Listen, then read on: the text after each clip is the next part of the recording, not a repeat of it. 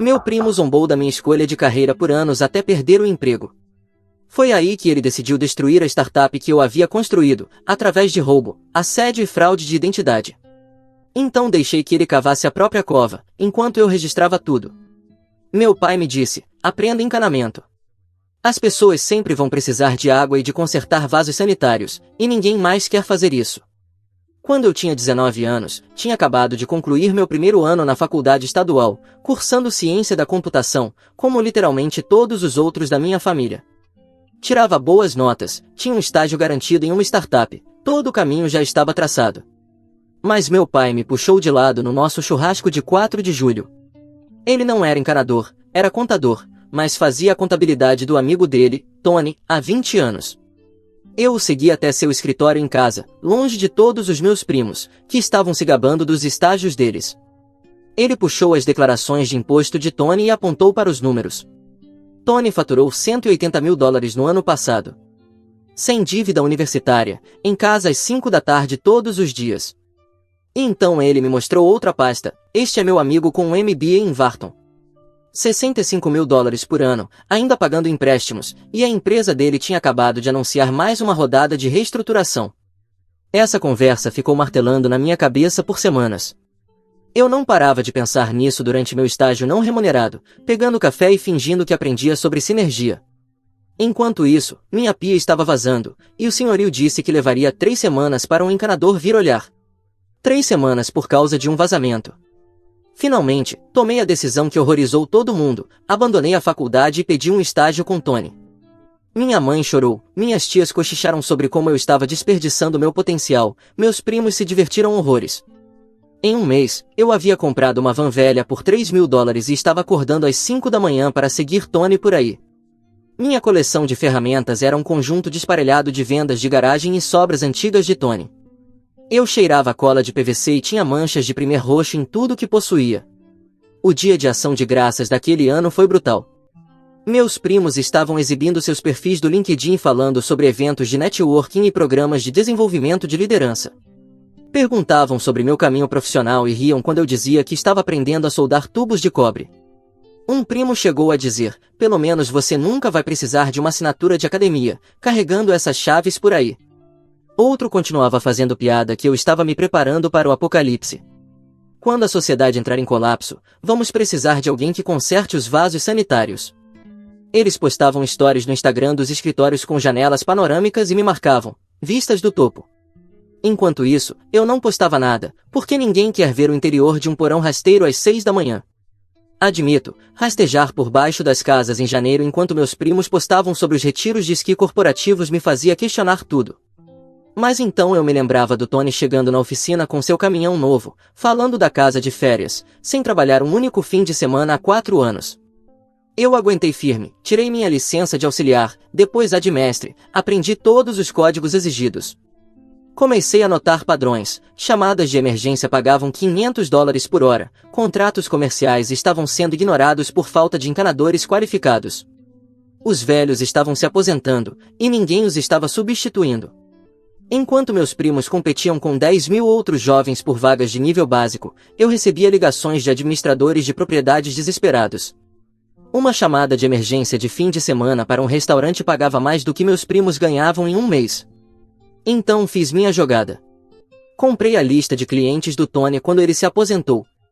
Não por uma ninharia, como alguns abutres fazem, mas por um preço justo, que permitiu a ele e a esposa se mudarem confortavelmente para a Flórida. Toda a família achou que eu era louco por assumir esse tipo de dívida aos 23 anos. Meu primo Brad, o comediante da academia, riu alto quando contei para ele no jantar de aniversário da minha irmã Amy. Vai ficar devendo até os 50 por um monte de números de telefone? Ele já estava na 3ª cerveja e ficando mais barulhento. Enquanto isso, ele disse: eu acabei de ser promovido a desenvolvedor sênior. Opções de ações, bebê. Eu comecei a trabalhar pesado com a lista de clientes do Tony.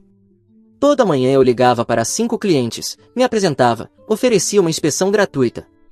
A maioria ficou aliviada ao saber que Tony tinha um sucessor em quem podiam confiar. Em 2 meses eu já tinha contratos comerciais estáveis com 3 complexos de apartamentos e um centro comercial. Os administradores estavam desesperados por alguém confiável que realmente aparecesse quando prometido. Meu telefone não parava de tocar.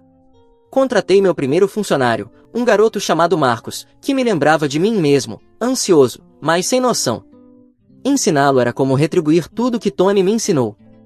Brad perdeu o emprego 3 meses depois. A startup ficou sem financiamento.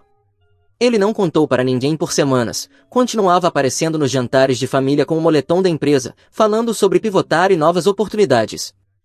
Só descobri porque encontrei ele na Home Depot, às 2 da tarde de uma terça-feira, examinando a seção de encanamento. Tentou disfarçar, dizendo que estava consertando algo em casa, mas eu vi o livro de códigos de encanamento no carrinho. Só curioso sobre o que você faz, ele disse, sem olhar nos meus olhos. O sabotagem começou pequeno. Uma manhã encontrei os pneus da minha van murchos. Não cortados, apenas esvaziados. Irritante, mas não destrutivo. Depois, meus cartões de visita começaram a desaparecer das lojas de ferragens locais onde eu os havia deixado. Os donos disseram que alguém vinha pegando montes inteiros. Achei que fosse apenas azar, até que o inspetor estadual apareceu em 3 dos meus canteiros de obras na mesma semana. O mesmo inspetor, todas as vezes, perguntando sobre licenças que eu definitivamente tinha, procurando violações que não existiam. Na terceira visita, ele deixou escapar que alguém havia feito denúncias anônimas sobre práticas inseguras. Na semana seguinte, minha seguradora me ligou. O meu prêmio de seguro ia triplicar. Quando perguntei o motivo, mencionaram preocupações recentes de segurança que chegaram até eles. Nada específico, apenas menções vagas a relatórios da indústria. Comecei a verificar sites de avaliações online e encontrei novas avaliações de 1 estrela, com fotos do meu caminhão de trabalho estacionado um pouco torto, legendas dizendo que eu era um empreiteiro imprudente que não seguia regras básicas de segurança. Os nomes de usuários eram compostos por letras e números aleatórios, todos criados com poucos dias de diferença. Marcos veio falar comigo, nervoso, uma manhã. Chefe, coisa estranha. Recebi uma ligação ontem à noite, um cara dizendo que você está operando sem o seguro adequado, que eu poderia ter problemas legais por trabalhar com você. Meu outro novo contratado, Devin, tinha recebido a mesma ligação. Ambos desligaram, mas ficaram abalados. A esposa de Devin estava grávida, ele não podia se dar ao luxo de ter problemas legais. Mostrei a eles meus documentos de seguro, minhas licenças, tudo. Eles ficaram, mas pude ver a dúvida se instalando. Então as coisas escalaram. Comecei a notar o carro do Brad perto dos meus canteiros de obra. Não toda vez, mas o suficiente para notar um padrão. Ele estacionava na rua, fingia estar ao telefone. Mencionei isso para minha irmã Amy no jantar de domingo, tentando soar casual. Ela revirou os olhos. Ele provavelmente está só entediado. Você sabe como ele fica quando está sem emprego. Mas nossa mãe me chamou de lado depois. A mãe do Brad tem falado na igreja que você está envolvido em algum tipo de esquema, que o Tony não transferiu o negócio corretamente. Mostrei a ela toda a papelada, o contrato de venda, tudo legítimo e com firma reconhecida. Ela acreditou em mim, mas os boatos estavam se espalhando. Minhas solicitações de permissão começaram a ter atrasos misteriosos. Trabalhos que deveriam ser aprovados em dias, passaram a levar semanas. O escritório de licenciamento sempre encontrava erros administrativos que exigiam reenvio. Reconheci a funcionária que continuava rejeitando os pedidos, uma jovem que começou a levar café para o Brad enquanto eu esperava na fila. Eles conversavam e riam, enquanto eu ficava lá com os formulários corrigidos. Uma vez, ouvi ela dizer, seu primo está aqui de novo, e os dois deram um sorrisinho. O roubo de cobre mudou tudo. Instalei câmeras de segurança depois que algumas ferramentas pequenas começaram a desaparecer dos locais de trabalho. Coisas básicas no início, alicates, cortadores de tubo. Achei que fosse oportunismo, talvez crianças locais. Mas depois perdi $500 em tubos de cobre em um local de reforma. As câmeras gravaram tudo. O carro do Brad chegando às 2 da manhã. Brad com um boné de beisebol carregando tubos para o porta-malas. Claramente visível. Placa do carro legível. Fiquei com aquela filmagem por uma semana, sem saber o que fazer. Família é família, mesmo quando tenta destruir o seu negócio. Mas então as avaliações falsas pioraram. Clientes alegando que eu tinha inundado seus porões, trincado as fundações, cobrado milhares a mais. Cada avaliação tinha detalhes suficientes para parecer plausível, mas eram completamente inventadas. 3 clientes reais ligaram para cancelar os contratos. A gente simplesmente não pode correr o risco, disse um. Temos lido algumas coisas. A situação com o aprendiz foi a gota d'água. Marcos me contou que Brad o abordou em um posto de gasolina, ofereceu o dobro do salário para ele mudar de lado e levar os contatos dos clientes. Ele disse que vai abrir a própria empresa, que a sua vai falir de qualquer jeito. Marcos gravou parte da conversa no celular. A voz do Brad era clara. Só me passe a lista de clientes e as contas dos fornecedores. Ele nunca vai conseguir provar nada. Comecei a montar meu caso metodicamente. Baixei todas as avaliações falsas, documentando as datas de criação e os padrões. Mantive registros de cada permissão atrasada, cada inspeção suspeita. Me ajudou mais do que demonstrava. Me encaminhou e-mails onde Brad tentava recrutar o marido dela. Conte o que sabe sobre o negócio do seu cunhado, dizia um deles. Podemos fazer tudo isso desaparecer se você cooperar. Ela estava furiosa. Fiquei neutro quanto pude, mas isso passou dos limites. Meu pai encontrou os documentos originais do Tony no arquivo dele. Todos os formulários de transferência perfeitamente legítimos. Ele tinha guardado cópias de tudo dos 20 anos que cuidou da contabilidade do Tony. Eu sabia que algo assim poderia acontecer, disse ele. As pessoas ficam desesperadas quando vem alguém mais jovem tendo sucesso.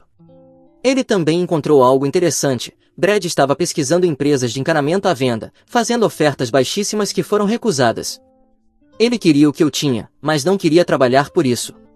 A reunião de família era dali a 3 semanas. Brad andava dizendo a todos que tinha uma grande novidade para anunciar. Eu desconfiava do que era. Meu fornecedor confirmou minhas suspeitas quando ligou. Seu primo esteve aqui agora há pouco, perguntando sobre abrir uma conta comercial. Disse que vai inaugurar no mês que vem. Já tem vários contratos alinhados. Os contratos que ele mencionou soaram suspeitos, pareciam com os meus clientes. Passei essas 3 semanas me preparando. Pedi ao meu advogado que redigisse cartas de cessar e desistir pelas avaliações falsas.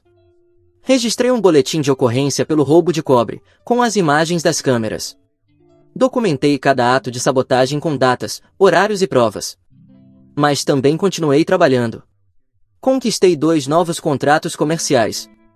Contratei outro aprendiz, minha prima Lisa, que trabalhava no varejo e odiava. Ela me apoiou desde o primeiro dia. Nunca fez piadas. Sempre perguntava como o negócio estava crescendo. Na manhã da reunião de família, 3 dos clientes que Brad achava que tinha roubado assinaram novos contratos comigo. Eu estava jogando conforme o meu plano, deixando ele pensar que os havia conquistado. Queríamos ver até onde ele iria. Um dos administradores de propriedade me disse: é bem doentio o que ele tem feito com você. Eles tinham gravado as conversas com ele, nas quais ele explicitamente alegava que estava assumindo meus contratos através de um serviço melhor e seguro apropriado. Na reunião de família, Brad se levantou durante o jantar com uma taça de champanhe, começou seu anúncio sobre a nova empresa de encanamento, como já tinha garantido contratos importantes, como às vezes o aluno se torna um mestre. Foi quando eu também me levantei. Peguei meu celular e coloquei a filmagem das câmeras na TV. A sala ficou em silêncio vendo Brad roubando tubos de cobre às 2 da manhã. A namorada do escritório de licenças terminou com ele por mensagem antes da sobremesa ser servida. Os comentários falsos foram rastreados até o endereço de IP dele depois que a polícia se envolveu. O pedido de licença comercial dele foi negado por fraude. Brad agora trabalha em uma loja de ferragens, ainda pagando o advogado que não conseguiu impedir que ele fosse acusado de roubo. Mês passado, ele me pediu um emprego, disse que trabalharia por salário de aprendiz, que tinha aprendido a lição. Eu disse a ele que já havia contratado Lisa, que estava se mostrando naturalmente talentosa com encaixes de tubos. Ela nunca tentou sabotar ninguém, nunca roubou nada, nunca fez avaliações falsas. Engraçado como as coisas funcionam. Meu negócio está prosperando. Acontece que, quando você foca em realmente fazer um bom trabalho em vez de derrubar os outros, os clientes percebem. Quem diria? O gerente da loja de ferragens me ligou 2 semanas depois da reunião. Seu primo tem feito muitas perguntas sobre contas comerciais de novo, disse ele. Achei que você deveria saber. Agradeci e desliguei, me perguntando quando Brad finalmente desistiria. As acusações de roubo tinham parado. Serviço comunitário e restituição, nada que o colocasse na prisão, mas o suficiente para acabar com qualquer chance de obter uma licença de empreiteiro por anos. E mesmo assim, lá estava ele, ainda rondando meu negócio como um tubarão que não conseguia admitir que o oceano já havia seguido em frente. Liz estava se saindo melhor do que eu esperava. Tinha mãos firmes e realmente escutava quando eu explicava por que fazíamos as coisas de determinadas maneiras. Marcos havia começado a treiná-la com o básico, enquanto eu cuidava dos trabalhos comerciais. A esposa de Devin teve o bebê, e eu lhe dei 2 semanas de licença remunerada, mesmo estando atolados de serviço. Foi quando notei o caminhão de entregas do meu fornecedor passando pelo nosso canteiro sem parar. O motorista me ligou 1 hora depois. Alguém ligou e cancelou seu pedido. Disseram que você estava mudando de fornecedor. Eu não havia cancelado nada. O pedido era para uma reforma de restaurante começando na segunda-feira. $3.000 em materiais que eu precisava no local. Liguei para o escritório do fornecedor, e eles me tocaram a mensagem de voz. A voz estava abafada, mas o número para retorno era o antigo celular de trabalho do Brad. Aparentemente ele ainda o mantinha ativo. Tive que dirigir 2 horas até outro fornecedor para conseguir os materiais, pagando taxas de urgência que reduziram minha margem de lucro. Lisa me ajudou a carregar tudo, enquanto Marcos cuidava dos atendimentos regulares. Por que alguém faria isso? Ela perguntou, genuinamente intrigada. Expliquei o histórico do Brad enquanto dirigíamos de volta. O rosto dela se fechou. Ele foi quem disse à minha mãe que você provavelmente iria à falência em menos de 1 ano. Disse que eu estava cometendo um erro trabalhando com você. Isso era novidade para mim, mas nada surpreendente. Na manhã seguinte, encontrei Marcos em um canteiro de obra com cara de frustração. A administradora da propriedade havia ligado diretamente para ele, dizendo que eu tinha mandado uma mensagem sobre ele assumir o contrato. Ela me mostrou o e-mail. Marcos disse que tinha o logotipo da minha empresa e tudo. O endereço de e-mail tinha uma letra diferente do meu, fácil de não perceber se você não estivesse prestando atenção. A mensagem elogiava o trabalho do Marcos e sugeria que ele já estava pronto para cuidar das contas sozinho, insinuando que eu estava planejando dispensá-lo. Passei 1 hora ao telefone com a administradora explicando a situação. Ela acreditou em mim, eventualmente, mas a semente da dúvida já estava lá. Talvez você devesse revisar sua segurança de e-mail, sugeriu ela, como se eu já não tivesse trocado todas as senhas e ativado a autenticação em 2 etapas em tudo. Mas Brad não estava invadindo contas. Ele estava criando contas falsas, explorando a confiança que eu tinha construído com os clientes. Devin voltou da licença e encontrou o registro da van dele expirado. Só que não estava. Alguém havia relatado o veículo como roubado e depois cancelado a denúncia, mas não antes que o DMV o marcasse. Foram 3 viagens ao tribunal para resolver isso, todas durante o horário de trabalho, quando ele deveria estar no serviço. Não posso continuar faltando ao trabalho por causa dessas coisas, disse ele, com a tensão evidente na voz. Minha esposa já está preocupada com a estabilidade da renda. Dei um aumento para ele na hora, esperando que ajudasse. Mas percebi que ele estava olhando anúncios de emprego no horário de almoço. Amy me ligou naquele fim de semana. O Brad está entrando em contato com parentes distantes, disse ela. Primos do lado do pai, que não sabem toda a história. Ele está se fazendo de vítima, dizendo que você roubou o negócio do Tony e arruinou as chances dele. Ela me encaminhou capturas de tela de um grupo de família no qual eu não fazia parte. A versão do Brad me colocava como manipulador desde o início, manipulando Tony na aposentadoria, usando conexões familiares para bloquear as tentativas legítimas dele de abrir um negócio. Vários primos que eu não via há anos estavam simpatizando com ele. Decidi focar no que eu podia controlar, o trabalho. Fechei um contrato com um prédio médico. 6 andares de tubulação antiga que precisavam ser substituídas sistematicamente.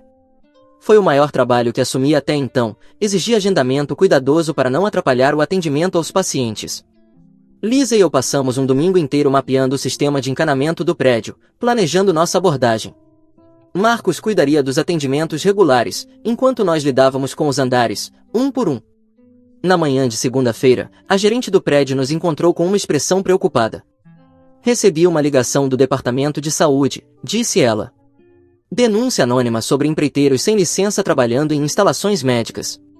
Mostrei a ela minhas licenças, todas em dia e devidamente afixadas no meu caminhão. O inspetor sanitário chegou 1 hora depois, vasculhou tudo com lupa. Não encontrou nada, é claro. Mas perdemos meio dia de trabalho. O inspetor comentou que eles vinham recebendo muitas denúncias falsas ultimamente. Parece que empreiteiros estão tentando sabotar uns aos outros, disse ele. Perda de tempo para todo mundo. O carro do Brad apareceu em frente ao prédio médico naquela tarde. Nem tentava mais se esconder, apenas sentado lá, observando nosso trabalho. Lisa foi a primeira a notar. É ele? Eu apenas assenti com a cabeça e continuei trabalhando. Deixei que assistisse. Cada tubo que instalávamos estava conforme o código. Cada conexão testada. Mas a presença dele deixava todos nervosos. Devin ficava olhando de lado. Marcos checava novamente trabalhos que já estavam perfeitos da primeira vez. A guerra psicológica estava funcionando, mesmo quando a sabotagem prática falhava. A situação da fatura falsa quase me fez perder o contrato do prédio médico. Alguém havia enviado uma fatura com o cabeçalho da minha empresa, cobrando por um serviço que nunca realizamos, reparos de emergência, supostamente feitos fora do expediente, cobrados a tarifa tripla. A gerente do prédio me ligou furiosa. É assim que você opera? Adicionando cobranças escondidas? Demorei 1 hora para provar que a fatura era falsa, comparando com as reais, mostrando as diferenças na formatação e na numeração. Mas o dano já estava feito. Ela exigiu confirmação por escrito de cada tarefa dali em diante, triplicando meu trabalho com papelada. Marcos pediu demissão 1 semana depois. Não diretamente por causa do Brad, mas o estresse estava afetando todos. Recebi uma proposta de uma empresa maior, disse ele. Melhores benefícios, mais estabilidade. Não aguento mais esse drama. Não pude culpá-lo. Perdê-lo significava que Lisa e eu teríamos que trabalhar 12 horas por dia para cumprir os contratos. Devin assumiu mais responsabilidades, mas eu via o desgaste. A esposa dele me ligou uma vez, preocupada com as longas jornadas e todas as coisas estranhas acontecendo. Foi quando descobri sobre a solicitação de empréstimos. Meu banco me ligou sobre atividades incomuns. Alguém tinha solicitado empréstimos empresariais em nome da minha empresa em 3 bancos diferentes. As solicitações tinham informações suficientemente precisas para passar pela triagem inicial, mas desmoronavam sob investigação. Cada uma alegava que eu estava desesperado por capital, que o negócio estava afundando. O gerente do banco que me conhecia desconfiou, mas e os bancos que não me conheciam? Quantas rejeições agora estavam no meu histórico? Meu pai me ajudou a registrar alertas de fraude com todas as agências de crédito. Isso vai além de briga de família, disse ele. Isso é crime de verdade. Mas provar que era ele, e não algum golpista aleatório, era quase impossível. As solicitações tinham sido feitas de computadores públicos, em bibliotecas, com e-mails descartáveis. Tudo o que eu tinha era evidência circunstancial e um timing conveniente demais para ser coincidência. O trabalho no prédio médico nos manteve vivos em meio ao caos. Cada andar concluído provava nossa competência, e a gerente do prédio começou a voltar a confiar. Outros inquilinos começaram a perguntar sobre reformas hidráulicas, vendo a qualidade do nosso trabalho. Mas Brad escalou de novo. Desta vez, atacou meus fornecedores diretamente, ligando como cliente preocupado, dizendo que eu não estava pagando minhas contas. 2 fornecedores suspenderam minha conta até que eu pudesse provar o histórico de pagamentos. Mais horas perdidas em batalhas administrativas, em vez de trabalho real. Lisa me surpreendeu com a forma como reagiu à pressão. Em vez de ceder, ela ficou com raiva. Isso é um absurdo, disse ela uma tarde, coberta de pasta de vedação e suor. Você está tocando um negócio honesto, e esse idiota está tentando destruir tudo por inveja. Ela começou a documentar tudo obsessivamente. Fotos de cada local de trabalho, horários de chegada e saída, cópias de cada recibo e fatura. Se ele quer brincar, precisamos de provas de tudo. A tentativa de ordem de restrição foi o meu limite. Cheguei em casa e encontrei papéis legais colados na minha porta. Brad havia solicitado uma medida protetiva, alegando que eu o estava assediando e atrapalhando seus novos empreendimentos. A ironia seria engraçada se não fosse tão revoltante. A prova dele eram fotos do meu caminhão em vários locais onde ele supostamente conduzia negócios, os meus próprios canteiros, onde ele estava me perseguindo.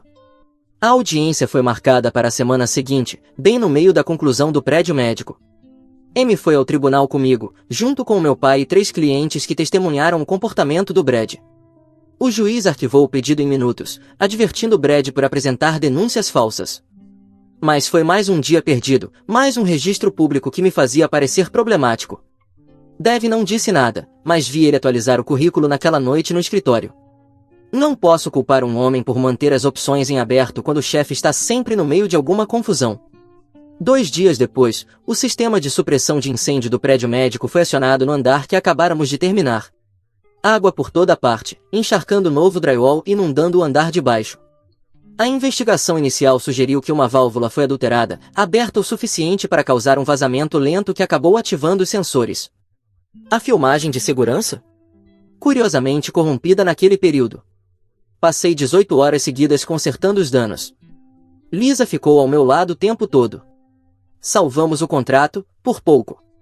Brad fez seu próximo movimento pelas redes sociais. Apareceu uma página no Facebook chamada Proteja-se de Empreiteiros Desonestos, com histórias anônimas sobre encanadores que cobravam a mais, causavam danos e sumiam com os depósitos. Cada história tinha detalhes que quase, mas não exatamente, coincidiam com meus trabalhos. Próximos o bastante para deixar clientes desconfiados, diferentes o suficiente para que eu não pudesse alegar difamação. A página ganhou centenas de seguidores em poucos dias, em sua maioria contas falsas, mas algumas pessoas reais que não sabiam a verdade. Meu advogado enviou cartas de cessar e desistir, mas novas páginas surgiam tão rápido quanto derrubávamos as antigas. Conheça seus direitos contra fraudes de empreiteiros, histórias de terror de encanamento local, cada uma mais criativa que a outra. Nunca mencionavam meu nome, apenas deixavam insinuações sobre encanadores jovens que compraram seu caminho para o negócio e empreiteiros que aprenderam com mentores questionáveis. Tony me ligou, chateado por estarem arrastando o nome dele para isso. Assegurei que nada disso era culpa dele, mas dava para ouvir a dor na voz dele. A sabotagem de agendamento era sutil, mas eficaz. Alguém continuava ligando para meus clientes para confirmar horários errados. Os clientes ficavam em casa esperando quando o atendimento estava marcado para a semana seguinte, ou saíam quando aparecíamos conforme o agendado. Cada confusão levava tempo para resolver e nos fazia parecer desorganizados. Lisa começou a ligar para todos os clientes na noite anterior para confirmar, adicionando mais 1 hora ao nosso dia de trabalho. Mas nem isso impediu a confusão, alguém ligava logo depois dela, com informações diferentes. Finalmente tive uma sorte quando um dos clientes falsos do Brad cometeu um erro. Deixou uma mensagem de voz reclamando de um serviço que eu supostamente teria feito em um endereço que, na verdade, era um terreno baldio.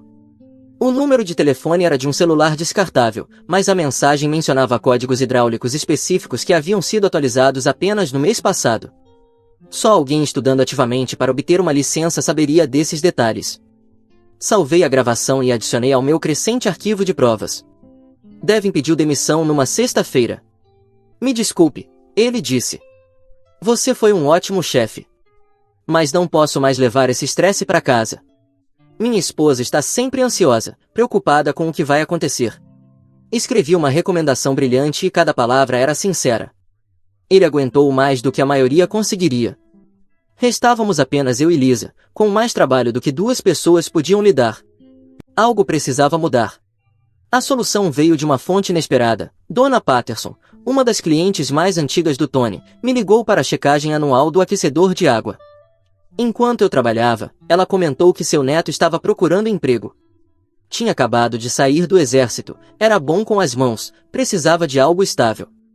Contratei Alec na hora, em parte pela ajuda, em parte porque gostei da ideia de ter alguém por perto que não se intimidaria com facilidade. No primeiro dia dele, Brad passou de carro pelo local da obra e foi embora rápido quando Alec o encarou. Mas Brad ainda não tinha terminado. A próxima fase envolvia meu seguro de caução. Todo empreiteiro licenciado precisa de uma caução para proteger os clientes se algo der errado. Alguém vinha fazendo denúncias falsas contra mim, valores pequenos, logo abaixo do limite que desencadearia uma investigação formal. Cada reclamação exigia respostas com documentação, provas de que o trabalho havia sido feito corretamente. A empresa do seguro começou a questionar por que eu tinha tantas disputas. Minhas taxas subiram de novo. Liz encontrou o padrão nas denúncias. Cada uma mencionava um tipo diferente de aquecedor de água, mas todas descreviam o mesmo problema fictício com a válvula de alívio de pressão. Ele está usando um modelo, disse ela, me mostrando suas anotações, mudando os detalhes, mas mantendo a mesma queixa básica. Enviamos isso para a seguradora, e eles começaram a rejeitar as denúncias que seguiam o padrão. Uma pequena vitória, mas foi bom revidar com algo concreto. A obra do prédio médico terminou antes do prazo, apesar de tudo. A gerente ficou tão impressionada que me recomendou para 3 outras administradoras de imóveis. Cada novo contrato era um ato de resistência. Brad podia me atrasar, mas não podia me impedir de fazer um bom trabalho. Alec estava se saindo bem, aprendendo rápido e sem aceitar desaforo de ninguém. Liz havia se tornado uma encanadora habilidosa por mérito próprio. Estávamos sobrevivendo, até crescendo. Então Brad foi longe demais. Apareceu em uma obra onde eu estava sozinho, substituindo uma bomba de porão no porão de um cliente. Começou a gravar vídeo com o celular, narrando sobre condições inseguras e violações de código que não existiam. Continuei trabalhando, ignorando. Até que ele se aproximou e começou a mexer nas minhas ferramentas, movendo-as para deixar a cena pior no vídeo. Foi quando eu também comecei a gravar. Por favor, não toque nos meus equipamentos, falei com calma. Você está criando um risco de segurança. Ele sorriu com desprezo e chutou minha caixa de ferramentas, espalhando as chaves. Olha essa bagunça, disse à câmera. Ferramentas espalhadas, totalmente antiprofissional. Documentei tudo, incluindo a placa do carro dele ao sair. Aquilo já não era apenas assédio, interferir em um local de trabalho ativo era crime. O boletim de ocorrência não deu em nada, como esperado. Disputa familiar, disseram. Tentem resolver entre vocês. Mas o vídeo teve outro propósito, enviei a gravação para todos os parentes que vinham escutando a versão do Brad. Sem comentários. Apenas a filmagem crua dele sabotando meu trabalho enquanto eu tentava fazer meu serviço. O grupo de família ficou em silêncio depois disso. Alguns primos me procuraram em particular para pedir desculpas por terem acreditado nas histórias dele. Amy organizou uma espécie de intervenção. Nada formal, apenas um jantar de família com os pais do Brad, os nossos e alguns parentes neutros. Isso precisa parar, ela disse. Independentemente do que aconteceu com o negócio, esse assédio está destruindo a família. A mãe do Brad o defendeu no começo. Ele só estava tentando ganhar a vida honestamente. Mas quando Amy mostrou capturas de tela das avaliações falsas, dos pedidos de empréstimos fraudulentos e o vídeo da obra, até ela ficou em silêncio. Eu me preparei para isso, Brad disse quando confrontado. Estudei tanto quanto ele. Por que ele deveria ficar com o negócio do Tony só porque começou antes? A sensação de direito dele era chocante. 4 anos de aprendizado, mais 2 para a certificação de mestre. Milhares de horas embaixo de casas e em salas técnicas. Ele achava que alguns meses lendo manuais de código eram equivalentes a tudo isso. O pai dele mandou que parasse de inventar desculpas. A mãe chorou. Nada foi resolvido, mas pelo menos tudo estava às claras. Na manhã seguinte, encontrei cartões de visita do Brad na minha loja de suprimentos, Brad's Budget Plumbing, por que pagar mais, com meu logotipo mal editado por cima. O fornecedor os retirou imediatamente e baniu o Brad da loja. A notícia se espalhou na rede de empreiteiros. Outros fornecedores começaram a contar histórias do Brad tentando usar meus números de conta, fingindo ser um novo funcionário. A comunidade era pequena o suficiente para que a reputação importasse. E a do Brad estava arruinada. Mas o dano ao meu negócio era real. Apagar incêndios constantes significava menos tempo para crescer, menos novos contratos por mês. Eu ganhava dinheiro, mas não estava construindo a empresa que sonhei. Alec e Liz eram ótimos, mas eu precisava de mais ajuda para assumir trabalhos maiores. Sempre que eu chegava perto de contratar alguém, outra crise surgia. Brad não conseguia ter sucesso, mas estava conseguindo me impedir de alcançar meu potencial. A guerra de desgaste estava funcionando. Tomei uma decisão que surpreendeu a todos, inclusive a mim mesmo. Em vez de continuar reagindo à sabotagem do Brad, fui para o ataque.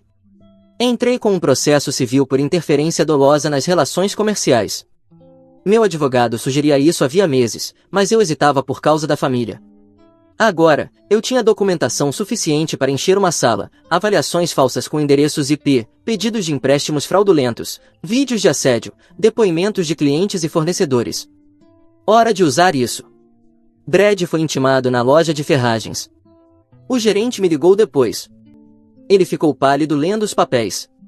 O processo listava cada incidente, cada contrato perdido, cada hora gastando tempo com falsas denúncias em vez de trabalhar. Os danos eram significativos, mas realistas. Não queríamos falir ele, apenas recuperar o que seus ataques haviam custado. Mais importante, isso colocava tudo em registro legal. Chega de disputa familiar. Apenas fatos e provas. A resposta dele foi previsível. Contração, alegando que eu havia roubado o negócio do Tony, difamado ele com fornecedores, criado um monopólio no mercado local de encanamento. O advogado dele era um barato, especializado em dirigir embriagado.